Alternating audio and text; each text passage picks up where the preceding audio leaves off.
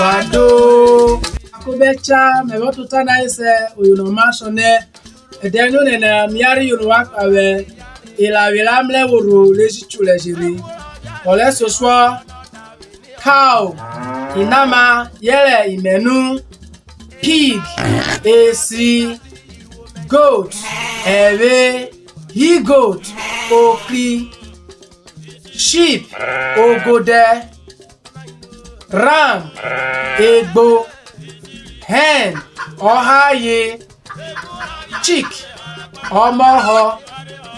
rooster ogborani dog elako cat ologbo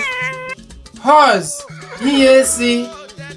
donkey ekelekete parrot omoko